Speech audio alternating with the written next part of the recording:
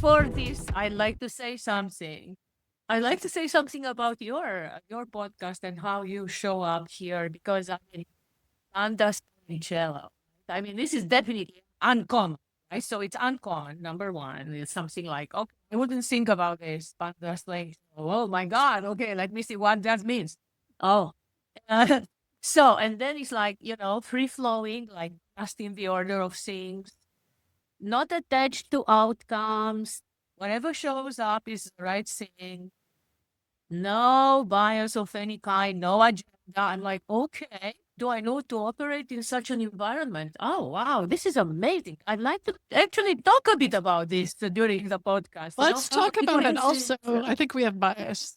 Yeah, I was saying the same thing. No, we have biases. Yes. oh, okay, I didn't notice, but okay, they will probably come up. We will see. Thank you for your modesty.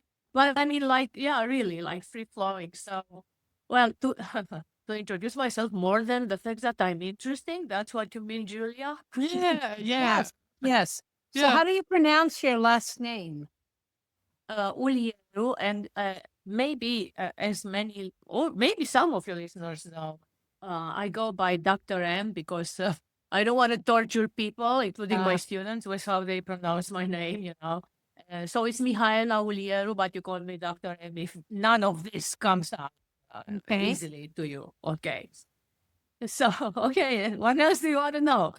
Well, so you're Dr. M, so and you have students. So do you teach? Yes. And what is your training Yes. and what is your expertise and what is your passion? Yes, I mean, I made it up the academic ladder. I conquered it, if I may call it this way. I do not think that makes it very interesting, though. So I left academia as a tenured professor, awarded researcher by the Prime Minister and the Science Council of several governments. Academia was not fulfilling to me anymore after about 100 peer-reviewed publications and many other kind of works, a lot of successful projects. And yes, I was teaching students. Now I do not have time to teach them anymore because I'm advising companies and I'm following my bliss, if I may call it this way. So Very wherever cool. it takes me, yeah, and it takes me interesting places, as you know. So my main passion is, well, first of all, you have to solve what is unsolvable, what seems unsolvable. And in our day and age, this seems to be, how do we avoid becoming those from which we want to escape, right? I mean, uh, like capture societies, like I am part and I'm a believer in the cypherpunk movement, in which, of course, yeah, we believe that cypherpunks write code. Yes, and I'm a computer science prof. I won many programming competitions in since high school and so on. So, it's like, okay, code is law is code. We can have clear things and transparency and so on and so forth. Well, and then it all turned around. And instead of building that honest and beautiful society, it became all Ponzi-nomi. I mean, people tried to play the system, even that one, which we believed in. And in much the same manner, the platform lords, if I may call them this way, with the Facebook and so on and so forth.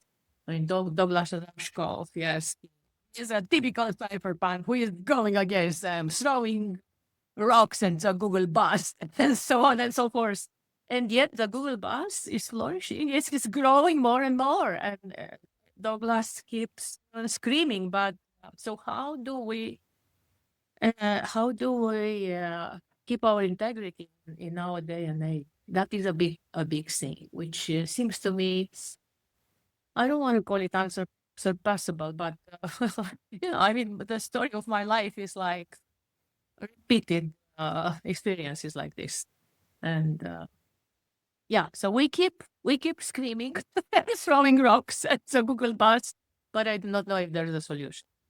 That's mainly why I left academia as well, and why I'm using all my science, my expertise. I'm a PhD in robotics and automation, very technical, and specialty in distributed intelligence systems, which is called now like multi-agent systems. I've been pioneering, co-pioneering that field decades ago when nobody was talking about agents, and now everybody has discovered agent. Wow, how interesting!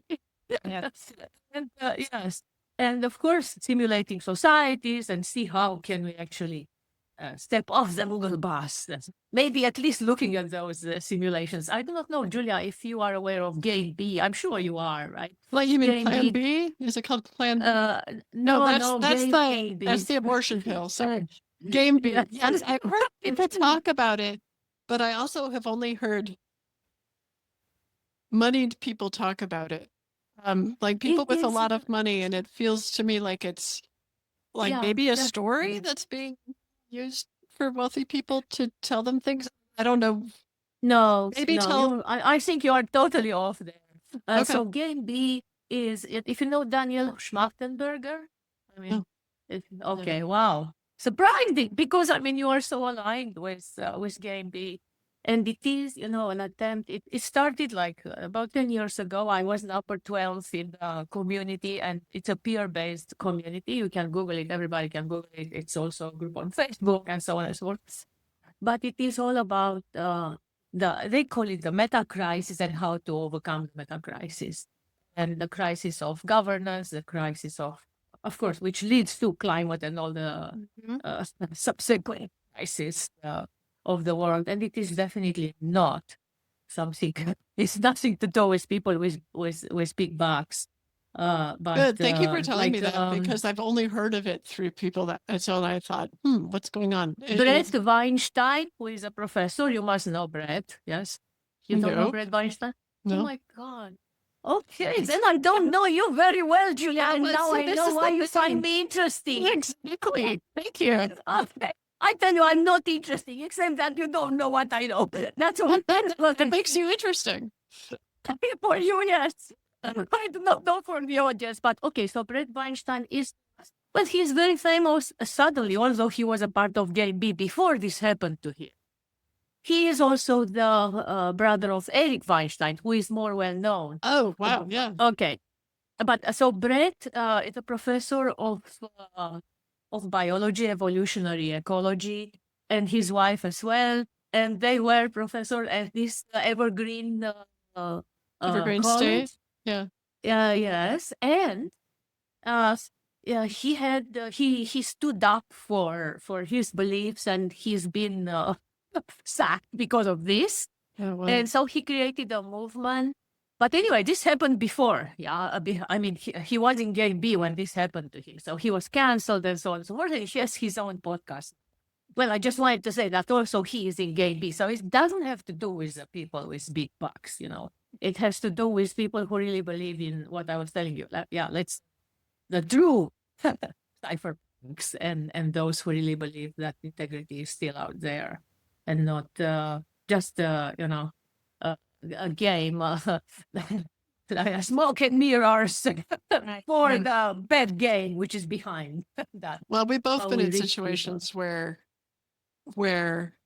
we hope that something could be true because it's so important that it might be true, that we want it to be true. So this is the idealism thing.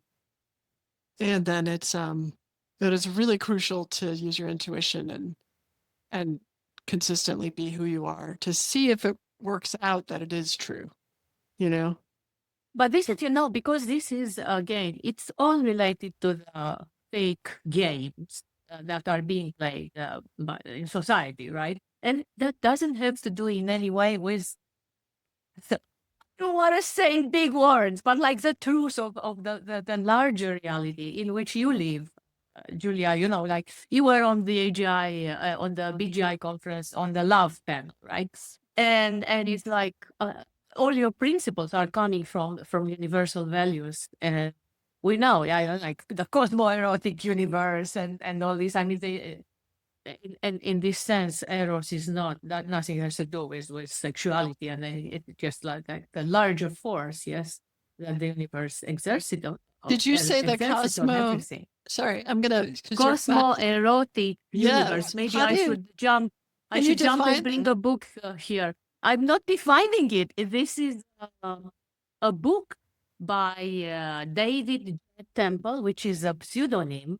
Huh. Julia, I'm going to send you reading list now and studies. I know you don't have time because you have startup, but okay, this is a must.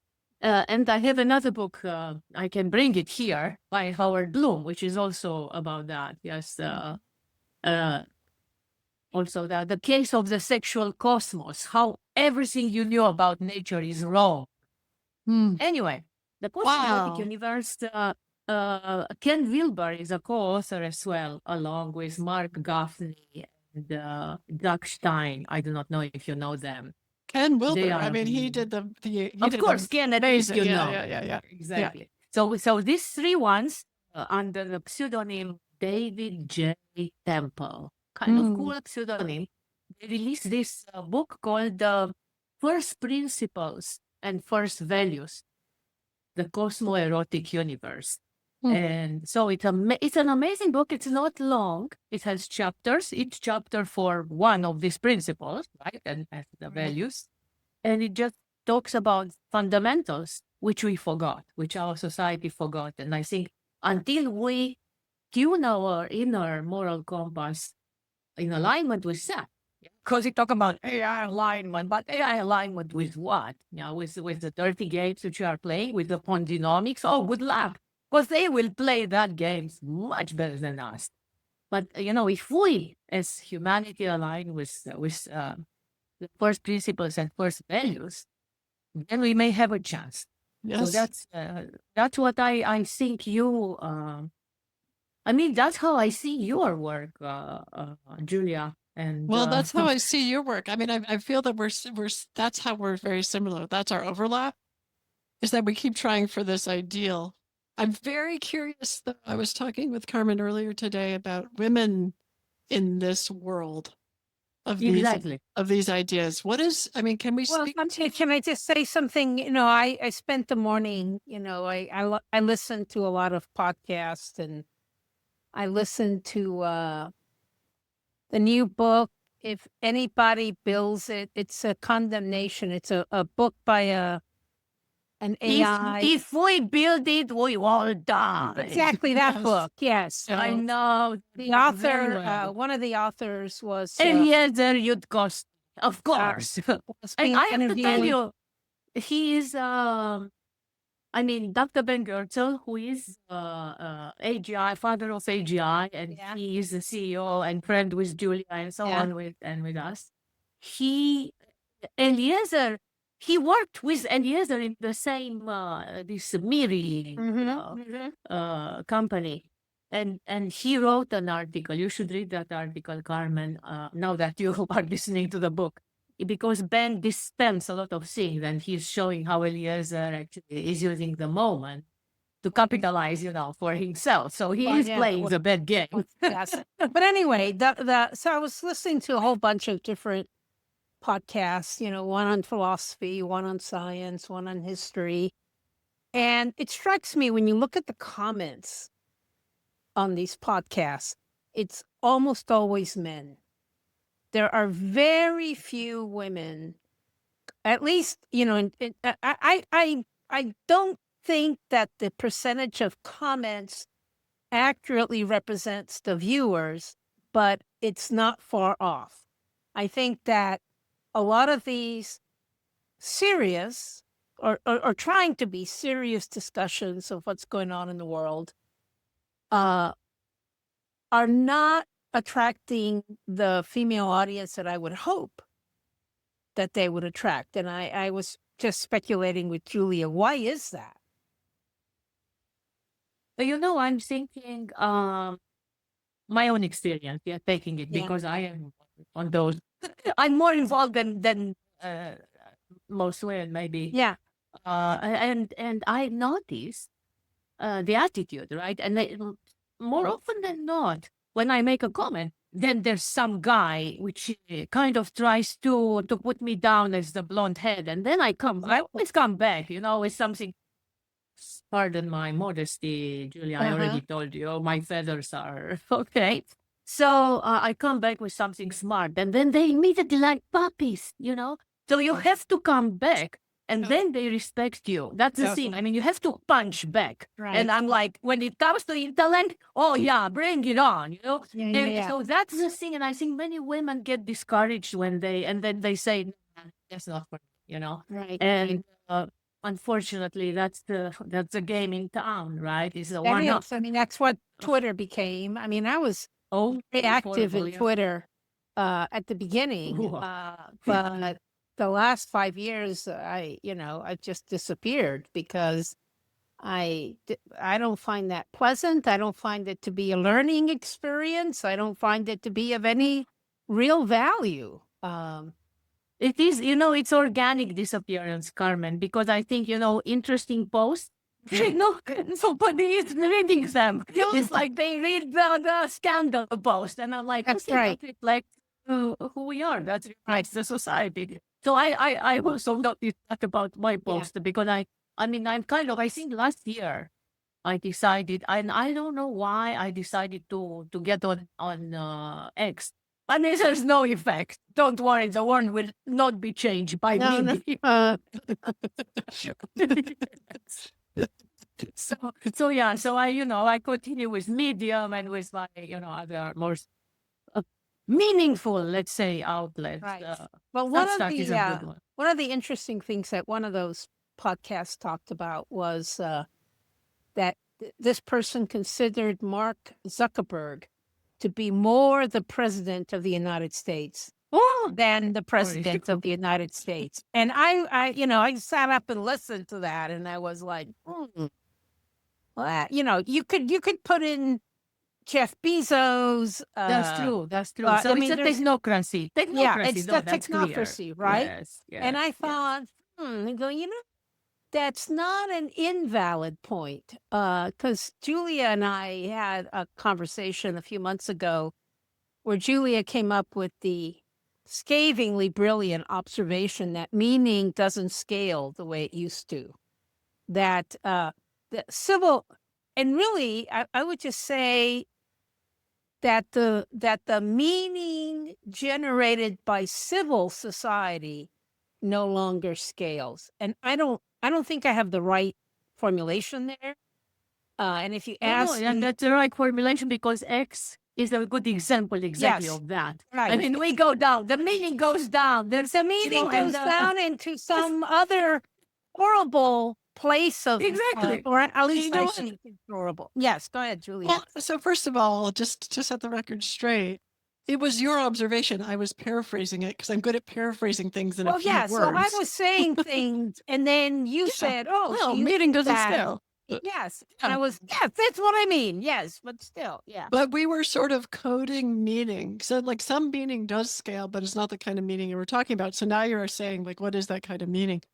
And I think that's what you're saying. And it feels to me like, yeah, meaning absolutely scales, but the average sort of emotional maturity of the meaning that scales has dropped precipitously over the last 30 years. Well, that's what it seems like from our perspective. I don't know that that's the. Well, I know that would not be the perspective of everybody. Christian nationalists find great meaning in what's going on in society right now, and they're excited that their meaning is scaling. It's not my meaning. I'm not going to say it's an invalid meaning because it's a meaning that's accepted by millions of people. But it's objectively emotionally immature. Like if you read about emotional maturity and how at the stage of like to 12 to 15 is when the kid thinks, okay, I've got it all handled. I know it all. I get my parent. Why are they telling me what to do? Also, can I borrow the keys to the car? Like that. That is one level of emotional maturity. We're supposed to all be getting as adults by the time we're in our late 20s, early 30s. We're supposed to be getting to the meaning of we really get it that people are different, that my needs are like meeting my needs aren't the same as meeting everyone's needs. and that we have to have compassion because we are interdependent, because none of us has it all figured out. Like that's So the actually Christian, yeah, that's and then not, the that's Christian not like a political point of view. That's like Christian emotional nationalist maturity. would say that's wokeness and that's subjective.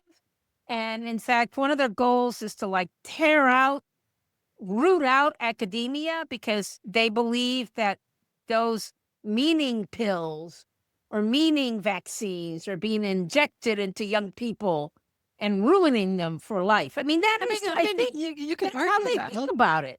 Right. But you could argue that, but then it would be important to go back and do some research and find out, do you not see the emotional maturity spectrum like that? Look at people at different stages. Do you No, not see that I happening? would say that they reject it. I mean, and Yeah. it's it's a puzzlement. It would be great to do some real cultural anthropology and sociology work and figure out, how did this happen? When did this happen? What led up to it? Because I think it's part of what will help us understand this game A, game B thing. I did look at the game B just briefly while we were talking, and it reminded me a lot of what my favorite personal philosophy is, which is anarchy. Um, and You're a because cyberpunk more than I am. Carmen. I've definitely always been a punk, but but and the reason why I talk about I always liked anarchy, but I became braver about talking about it when I read a book by I think the Yale political scientist. I can't think of his name. He's a professor emeritus now, if he's still with us. And he wrote a book called Two Cheers for Anarchy. And are you familiar with the book? No, I just I love the wanted- title. Yeah, I just wanted to say that Yeah. Ben Goertzel calls himself an anarchist all the time. yes. So it's like, yeah. And so this guy is James, whatever his last name is, been a political scientist for 50 years or studying it, and also anthropology. I think he's got 2 PhDs. And he said that all his life, as he studied political philosophy, he was troubled, couldn't quite get his head around the idea that the political philosophy that he liked the most was anarchy. And so now that he was older and retired, he wanted to write a book exploring exactly why he liked anarchy. And that's the book. And I read it. I mean, I just gobbled it up. It was so good. And, as you know, I think the essential argument of anarchy is that it's the creation of institutions of power and the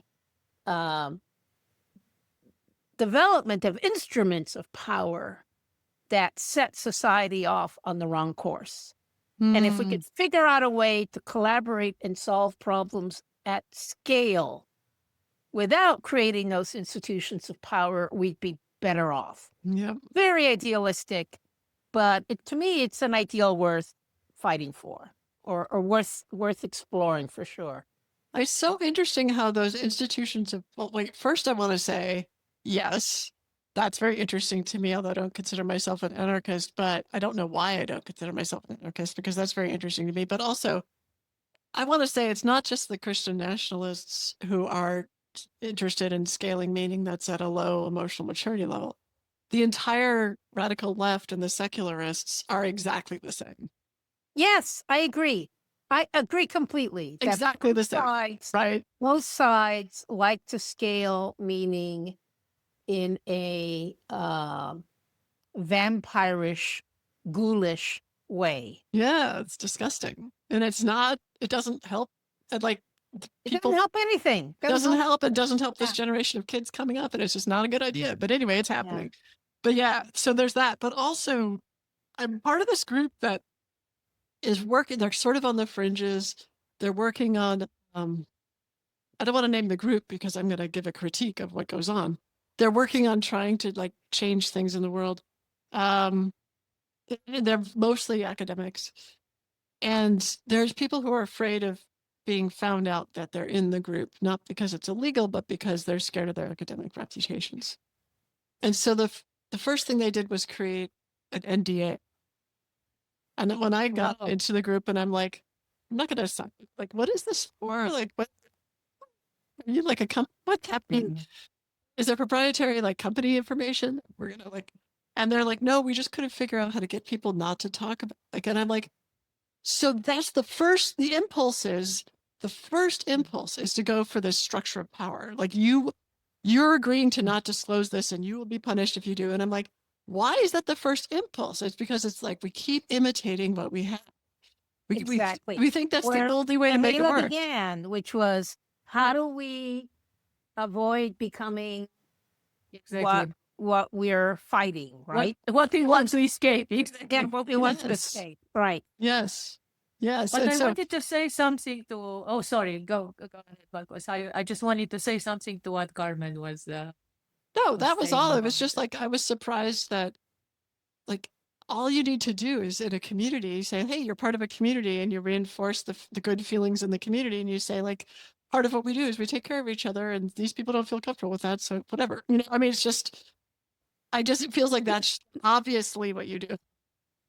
Ironic. Yeah. Indeed. So, Carmen was saying about this virus and so on, and but there are many ways to inflict such a virus, and this is what's going on. That's how I see it, at least today, and especially affecting young people because the young generation, they kind of never lived in the really analog world. They live mainly in right. the digital world. And the thing is, it's so easy to hijack the narrative on these social media platforms. And then when you hijack the narrative, that's a virus which goes straight here Right. and infect their mind. And that is exactly what we have to. It's a malware, right? And the malware propagates. And that is, so we don't live in a reflection society. We live in the quick reaction, thumbs up, thumbs down society. That's how we train the young generation. So what can we expect from them? Where is the emotional maturity chance for them to That's right. develop, Julia? No, we're training people into. I don't blame them too much. They are also. I mean, I don't want. I don't blame them. I don't blame right? them. Yeah, I don't blame them, but we got to stop doing it because, like, I don't want Yes. a world run by 12-year-olds. Right. So it's definitely not wisdom what we propagate. Yeah. So, but how do we extract the malware? This is the question. Yeah. How do we extract the malware? How do we extract the malware? This metaphor or image jumped into my head. I fly a lot, and 10 years ago, people had their windows open on airplanes, so they could look outside. Now, Oh, you mean they're shades? You don't now they're shades. Okay. Now, I just felt I was seeing like fresh air entering the airplane. Now almost all the shades are drawn down Yeah. because everybody wants to be, because they don't want the light that distorts the image that they can see on the screen. Yep. And it's like Plato's cave. Yeah. That's right. But we're all in this thing. And even when we get off the plane, we're still on that plane in the way we are living our lives with this just focus on social networks, which I have to think when I got off Twitter, I really pretty much got off on got rid of that thing of constantly checking it and I mean I do use my phone, but it's not to check social networks. It's to read or to. Did I tell you that there's this company called Mobile Noble? Yes, you did. Yeah. Anyway, I switched to them and they pay you the less you use your phone. Yeah. And I actually think I use my phone a little less as a result. Because I remember like here, why am I compulsively doing this? And then I go, well, I can save money by not doing it. And I think it actually kind of works. Interesting. But that's one way to extract the malware, I think. Another, how else? I mean, are the companies that you're consulting with, are they interested in extracting the malware? I mean, what do you think, Mihaela? How can we Yeah, extract? I mean, yeah, I'm very passionate about that. And, again, B, of course, this is what we're poised to do. And so the main idea is that, at least our idea is that there's a lot of confusion when it comes to, values, right? And first principles and first value. What are values and where do they come from? I'm from the universe, from where they come from, and who are you to tell me which my values should be, right? Well, the main point is that values are the resultant pattern of generator functions. And the functions that generate values are what we call justice, ethics, and morality. And these are three different components, right? Of which morality is the most important. That is the inner compass, right? And it has to do with our deepest beliefs and how we are raised. And of course, they come from parents first, 7 years at home, as we say, and then church, school, wherever is talking to us about values. And then the ethics is always formed in a community, like, Right. medical doctors have an ethics, educators have one, AI developers have one. And so that is with regard to how am I in the group? Yes, what are our rules? And of course, justice is the most rigid. Right? There are clear laws. But the laws. If my moral compass is not tuned to doing the right thing, I will always find a way to game the system and to, no matter what you tell me that the law is, I'm going to find a way to overcome or to, go around it and do whatever I want to do. So that is that's kind of pretty much, once we become aware of that, it has to go do with education and everything else. But I think as Jonathan Haidt said, he has a seminal book, something like the X generation or the destroyed generation or the Twitter generation, something like that. I think it's the Twitter generation. And he said that for that generation, that those girls which commit suicide on Instagram and so on because of what's happening there, it's too late for them to change because that's how they grew up. So we have to, he says really literally, as you say with the phone, Julia, just don't give them the phone at all until they have the maturity to discern and decide and make a conscious choice what exactly as Carmen was saying, what content I consume, what I say no and go away from. And it's not, it should be easy, right? But it's not, it's not a conscious choice if the thing is hijacking you. Like it's giving you these sort of maximal stimuli that your brain has not evolved to deal with. So like with my son, we didn't give him a screen forever, like not even a TV screen, compared to his friends and stuff. And then he didn't get a phone forever. And then he became addicted to his phone. Because so no matter how late. How old was he? But then he got unaddicted. He's 26 now, but he never, but then I think the key thing is, while people who are raised like that may get addicted to the phones, they also have all this experience of the real world. And so they know what that feels like. And they know what being addicted to the phone feels like. And they can say, maybe I want the other thing. And so he's been able to do that. Yeah, it's like we who lived without phones for a big part of our lives, right? At least I did. So, right. We have something to compare it to. And we know how it feels when you're with other actual humans. And so, maybe that's what it does. But I don't think it saves people from getting addicted, because you see plenty of people our age who are addicted to their phones. Yeah. It's like worse than cocaine. It's a really, really, really. Well, I remember about 10, 15 years ago, I was working on a project on emulating the mind with Mark Solms, who is the Freudian of our day, and many other scientists and engineer. So it was like emulating the mind, the neuropsychoanalytical approach. And Jacek Pansky, who is a very famous psychiatrist. He was talking about separation distress, and he said that now, there was like a session called Silicon in Love, and it was not about big boobs, silicon, but it was about the computer and the phone. And he was saying that now this is the separation. People really experience separation distress when they lose their Yes. phone, when they, the no Absolutely. laptop or whatever. Yes. So that shows what you say, Julia. And that's to remove the malware is much more difficult than to install it, obviously. But the point is, how do we I still believe that we have the power. I mean, how do we cultivate the discipline in ourselves to not fall prey to it? And I think we should cultivate this discipline and the values before, so that when you look at, as Carmen was saying, when she looks at eggs, I just feel like, sometimes barfing. Sorry, pardon me. It's like, No. I don't need this. It's like organic, right?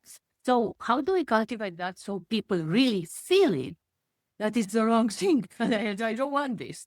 That's one question. And do we want that? And if we don't want that, okay, let's make room for the next.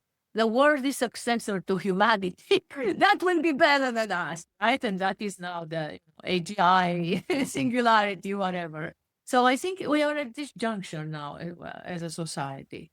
And no matter what Eliezer says, is like, I do not need AI to die. I mean, as a society. Give me X, give me all these Yeah, poisons, right, and yeah. okay, fine.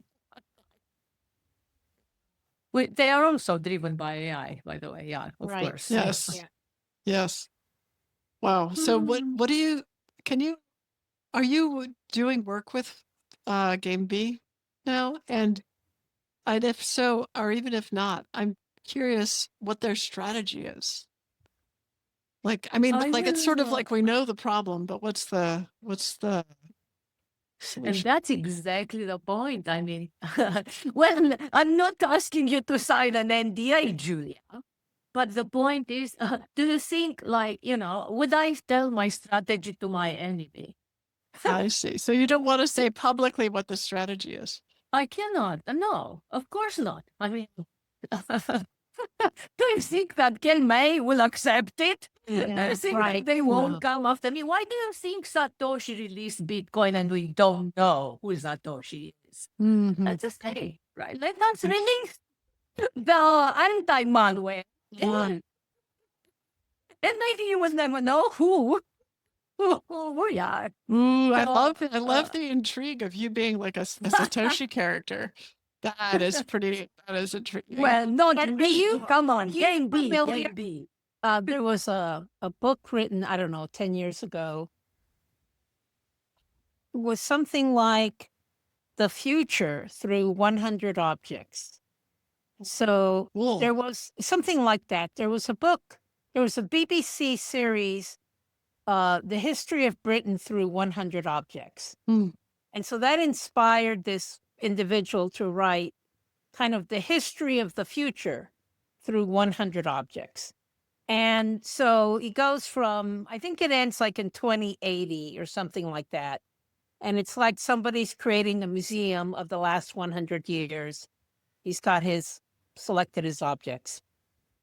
And one of them is that a new game was created and launched on smartphones. And it reminds me a little bit of what I vaguely know about the Chinese social credit system, that apparently if you're a good citizen, you get bonus points and that gets you benefits in the society. And the game became so powerful, and it was actually well motivated. So the punchline is not that there was some evil mastermind. Well, it was well motivated up to a point. And I'm not going to tell you everything, because if you want to read the book, you should read the book. But the game, the things you had to do to get points in the game were good for your community and society. And so everybody was doing it, and it just swept through the world and kind of changed the temperature and the temperament of the world. I'm not going to say anything more because there's more to the story, but I have to say something here. yes. Because I didn't read the book and I will read it, I Yeah. promise. But Something like a history of the today, future in 100 objects. amazing. Today, there are the so-called axial currencies, which go in parallel, let's say, with the cryptocurrencies and blockchain for every project in which those cryptocurrencies are used. But they actually, you get points for caring, for truth, for integrity, for displaying those kind of behaviors. And I think it's similar. Probably it was inspired by this book, but of course, again, coming back to, are we becoming those we want to escape? Of course, people can easily use it in various ways, like, as you say, with China is using it and so on and so forth. So we have to be very careful how we implement such currencies. And also, will I want to be, because then it again becomes a transactional thing. And speaking of, maybe Julia, I hope she can, if she Exactly, wants to say yeah. more here. Is love transactional? Is caring? If I make it transactional, and I'm going to care about you, Julia, for my point, or Yeah. if I care about my son to get points, I'm like, oh, I don't think it has the same value, So Right, right. things are priceless. What do you think, Julia, with that? But you were on the panel of on love. Tell us. Yeah. Well, Well, so I think that a game like that is how social media sort of started. I mean, I think that a lot of the social media companies started with these good intentions. Like if people are publicly putting the things that they're doing, maybe the things that they're doing will become more publicly relevant or morally interesting or good. I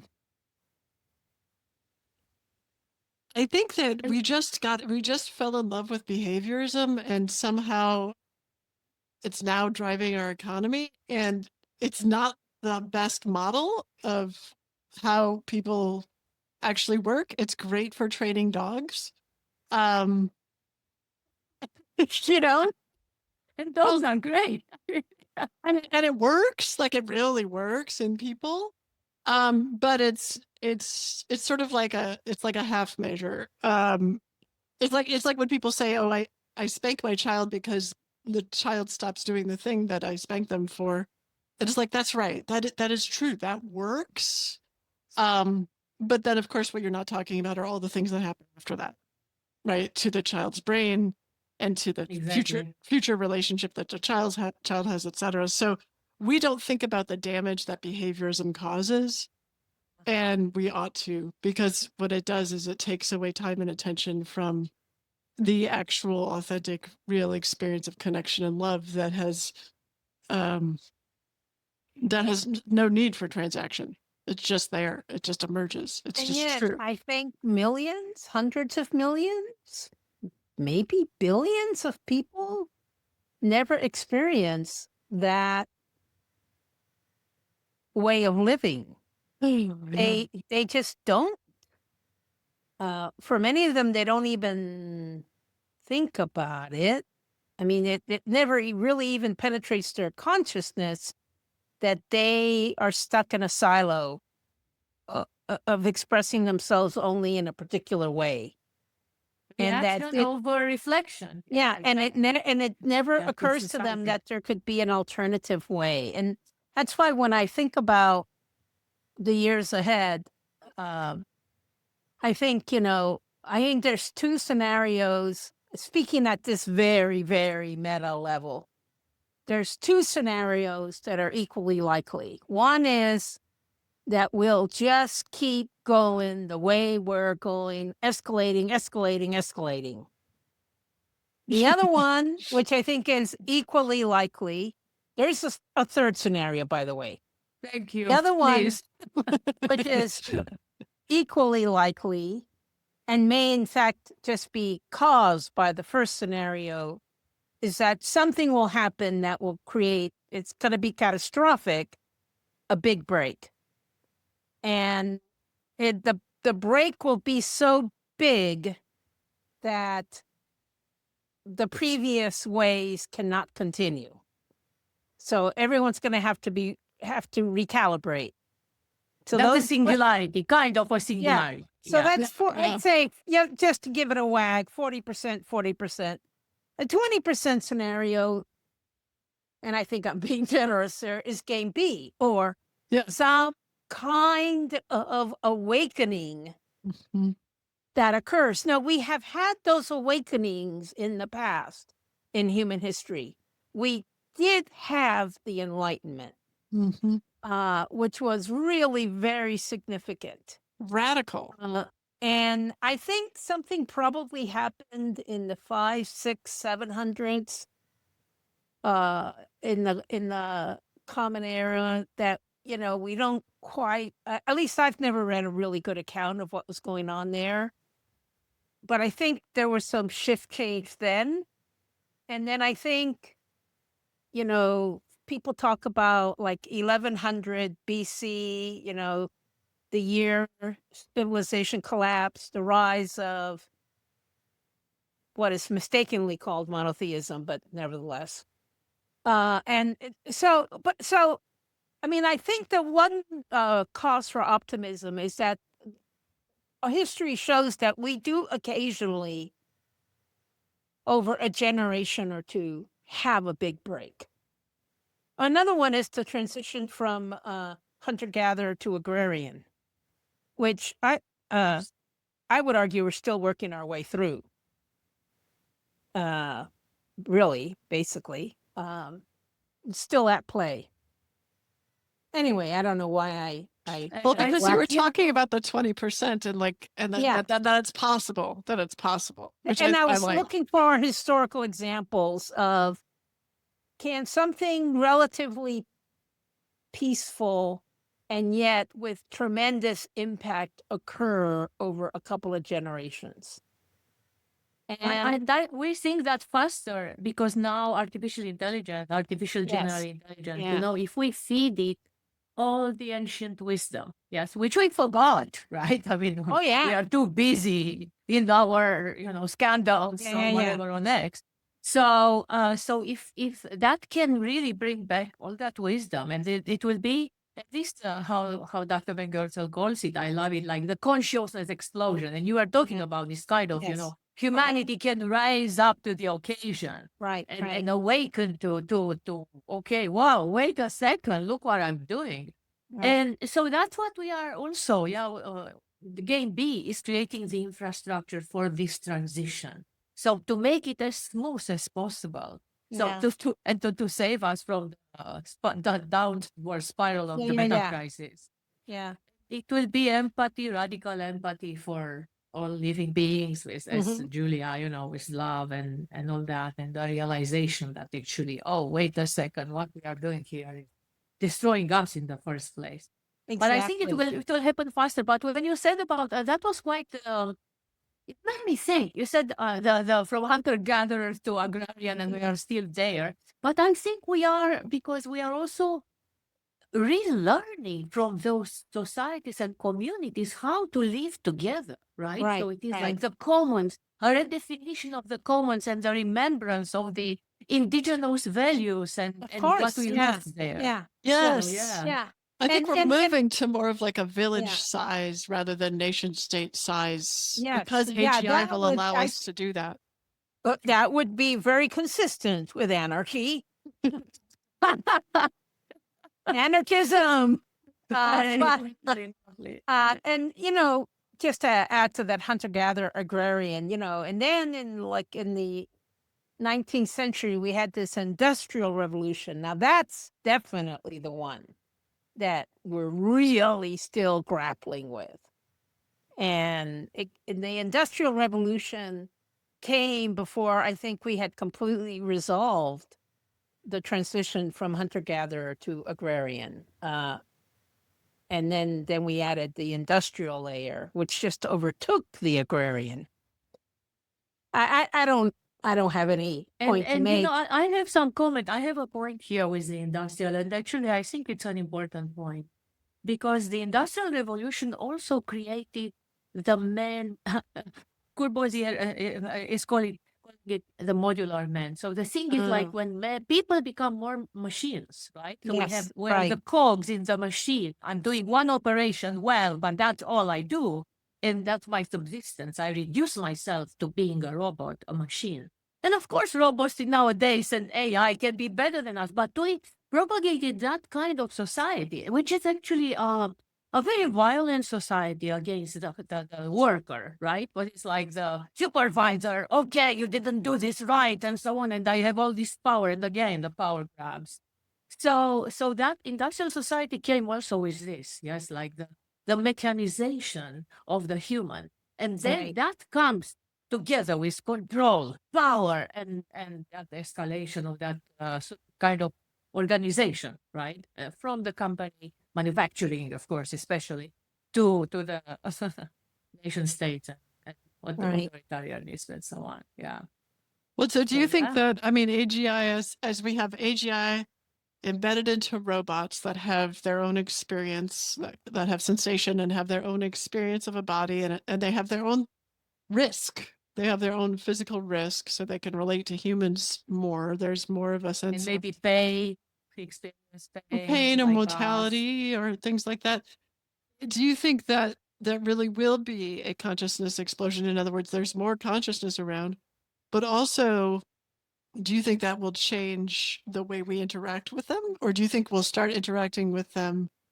I mean, what's your vision of that? Because it seems to me if we haven't figured out human to human interaction, we're going to just treat them, we're going to start out treating them like slaves, then they'll rebel. And, I mean, it's just like so predictable how it will be. And I don't know if AGI can fight out of that in any kind of, because in order to understand how humans are, you kind of have to have those things at risk and understand why they would be at risk. And then as soon as they have them at risk, then they get right into our human problem.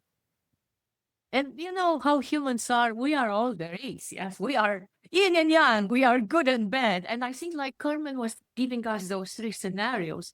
We can, translate that into what will happen with what we call mind plexes at the moment, because we don't have it in robots yet. Yeah, it's like we and the AIs, like mind plexes, right?